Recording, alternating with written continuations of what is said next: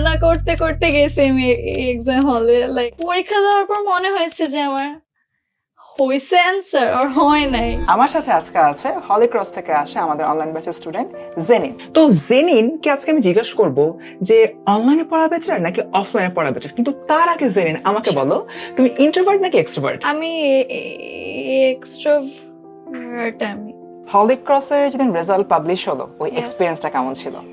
অনেক ভয় ছিলাম, কজ হাজার হাজার স্টুডেন্ট গ্রুপ থেকে আমার, তার মধ্যে যে আমি একজন হব আলহামদুলিল্লাহ। তুমি এক্সট্রোভার্ট, তাহলে অনলাইনে কেন পড়তেছো? অফলাইনে পড়া উচিত না? অনলাইনে এভরিডে পর আমার এভরিডে শেষ হচ্ছে, অনলাইনে আমি একা একাই পড়তে পারছি, টিচারদের সাথে কথা বলতে পারছি, প্লাস এমন যদি মনে হয় যে আমার কোনো লুপহোল আছে পরে, তো আমি অনলাইনে সেই ক্লাসটাই আবার হচ্ছে করা, তার জন্য আমার মনে হয় অনলাইনই বেটার। কোন পয়েন্টে তুমি এসে ডিসাইড করছো যে না আমি 10 মিনিট স্কুলের সাথে জয়েন করব?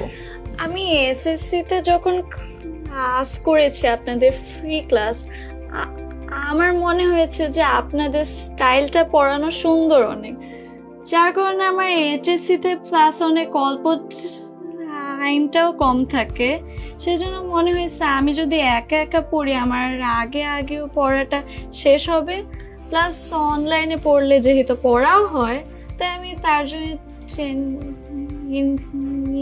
এর সাথেই আর কি পড়েছি, টেনিস করেছি। তো স্টুডেন্টস জেনিনের কাছ থেকে জেনে নিলাম ও যদিও এক্সট্রোভার্ট বাট বেছে নিয়েছিল অনলাইন স্টাডিকে। এখন একটু কমেন্টে জানাও তুমি অনলাইনকে প্রেফার করো নাকি অফলাইনকে। আর হ্যাঁ, আমাদের অনলাইন ব্যাচে ভর্তি হতে চাইলে এখন তো কমেন্টে যাবতীয় ডিটেলস পেয়ে যাবা।